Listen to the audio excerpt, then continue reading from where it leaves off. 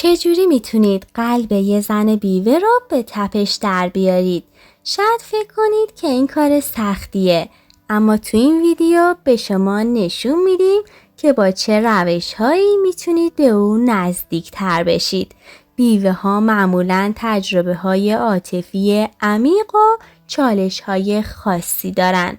اگه میخواید بدونید چجوری میتونید به اونا نزدیک بشید و در عین حال جذابیتتون رو به نمایش بذارید، با ما همراه باشید. این نکات نه تنها به شما کمک میکنه تا با او ارتباط برقرار کنید، بلکه به شما یاد میده که چجوری یه رابطه سالم و پایدار بسازید. پس اگه میخواید رازهای این رابطه خاص رو کشف کنید و بدونید چه کارهایی میتونه شما رو در نظر او متفاوت کنه، حتما تا انتهای ویدیو با من همراه باش. اولین مورد احترام به گذشته است. زنه بیوه معمولاً با درد و رنج عمیقی ناشی از دست دادن شریک زندگیشون روبروان. بنابراین خیلی مهمه که به گذشته و تجربیاتش احترام بذارید. درباره همسر او صحبت نکنید یا او رو تحت فشار قرار ندین که گذشتش رو فراموش کنه. به جای این کار نشون بدین که به احساساتش اهمیت میدین و آماده این تا به او زمان بدین. مثلا فرض کنید که شما با زنی آشنا میشید که همسرش رو توی یه تصادف از دست داده.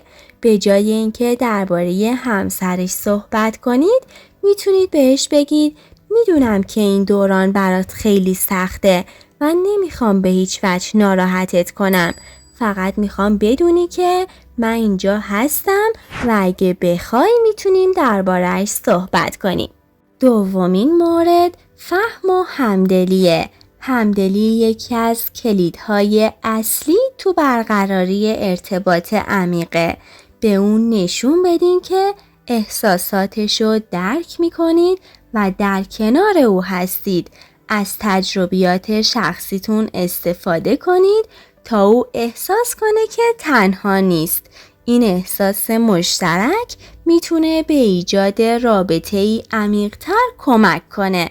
مثلا اگه او درباره احساس تنهایی یا سختیاش صحبت میکنه، شما میتونید بگید منم تو زمانهای احساس تنهایی کردم و میفهمم که این چقدر میتونه دشوار باشه. دوست دارید بیشتر در موردش صحبت کنیم؟ سومین مورد زمان مناسبه. هر فردی نیاز به زمان داره تا با احساسات و تجربیاتش کنار بیاد. به زنای بیوه فشار نیارید که به سرعت وارد یه رابطه جدید بشن. به اونا زمان بدین تا بهبود یابن و آماده شروع یه رابطه جدید بشن. این صبر نشون دهنده احترام شما به احساسات اوست. مثلا اگه او بعد از چند ماه از فوت همسرش هنوز آماده نیست که به یه قرار ملاقات بره، شما میتونید بهش بگید هیچ فشاری نیست.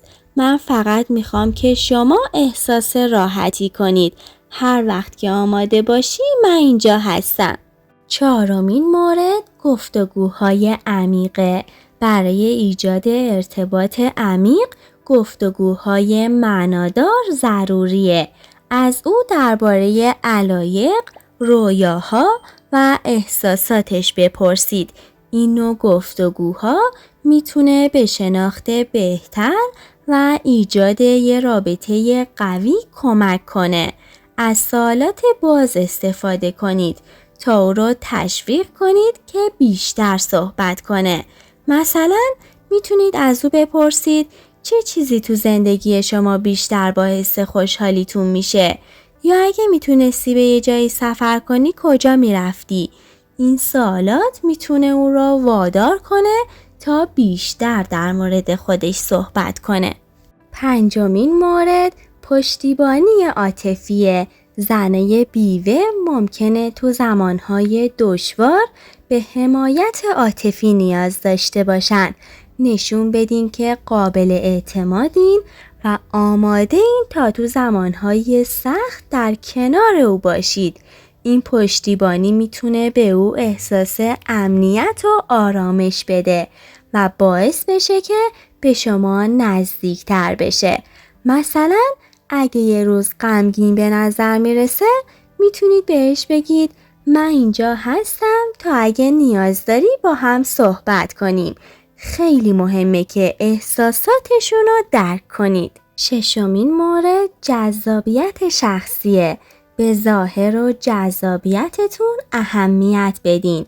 این فقط به معنای خوب به نظر رسیدن نیست، بلکه شامل شخصیت، طرز صحبت و رفتار شما هم میشه.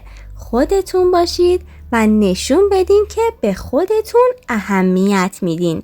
جذابیت شما میتونه به ایجاد علاقه و جلب توجه بیشتر کمک کنه. هفتمین مورد حفظ فضای مثبته. سعی کنید محیطی مثبت و شاداب ایجاد کنید. زنای بیوه ممکنه از روابط منفی یا استرس‌ها دوری کنن. با ایجاد فضایی پر از انرژی مثبت و شادابی میتونید او را به سمت خودتون جذب کنید. این فضای مثبت میتونه به تقویت ارتباط شما کمک کنه. هشتمین مورد صبر و شکیباییه. صبر کردن تو روابط اهمیت زیادی داره. زنای بیوه ممکنه نیاز داشته باشن تا به شما اعتماد کنن و این زمان میبره. نشون بدین که صبورین و به او فرصت میدین تا به آرامش برسه. این شکیبایی میتونه به ایجاد یه ارتباط عمیق‌تر کمک کنه. مثلا اگه او به شما بگه که هنوز نتونسته از گذشتش عبور کنه و اونو فراموش کنه، میتونید بگید من کاملا درک میکنم. منم به زمان نیاز دارم تا با احساساتم کنار بیام. ما میتونیم این مسیر رو به آرومی طی کنیم. نهمین مورد برقراری ارتباط غیر کلامیه. ارتباط غیر کلامی مثل لبخند، تماس چشمی و زبان بدن میتونه تأثیر زیادی بر ایجاد ارتباط داشته باشه. این نشونه ها میتونن احساسات رو منتقل کنن و نشون بدن که شما به او توجه دارید. سعی کنید با زبان بدن مثبت و دوستانه احساس راحتی بیشتری برای او ایجاد کنید. مثلا وقتی او صحبت میکنه با لبخند و تماس چشمی به او نشون بدین که به حرفاش گوش میدین. این مورد احساس امنیت و نزدیکی رو ایجاد میکنه. دهمین مورد آشنایی با علایقه. سعی کنید درباره علایق و سرگرمی‌هاش اطلاعات بیشتری کسب کنید. این میتونه شامل فعالیت‌های مورد علاقه، کتاب‌ها یا فیلم‌های مورد علاقش باشه. با شناخت علایقش میتونید فعالیت‌های مشترکی رو برنامه‌ریزی کنید که به تقویت رابطه کمک کنه. مثلا اگه او به هنر علاقه داره میتونید بهش بگید که من شنیدم که شما به هنر علاقه دارید. آیا دوست داری که یه روز به یه نمایشگاه هنری بریم؟ و آخرین مورد نشون دادن خود واقعیه. در نهایت خود واقعیتون رو نشون بدین و سعی نکنید کسی باشید که نیستید. صداقت و راستگویی همیشه جذاب‌تر از هر چیز دیگه‌ایه. به او اجازه بدین که شما رو بشناسه و با همدیگه لحظات خوبی رو تجربه کنید. این کار به شما کمک میکنه تا رابطه‌ای عمیق‌تر و مستحکم‌تر بسازید. من لینک چند تا از ویدیوها که در این رابطه خیلی میتونه بهتون کمک کنه رو براتون توی دیسکریپشن گذاشتم. حتما ببینید و استفاده کنید. اگه این ویدیو برای شما مفید بود حتما لایک کنید و نظراتتون رو در مورد تجربه های خودتون با ما به اشتراک بذارید. همچنین فراموش نکنید که کانال رو سابسکرایب کنید تا از ویدیوهای بعدی جا نمونید. تا ویدیوهای بعدی مراقب خودتون باشید و رابطه هاتون رو سالم نگه دارید.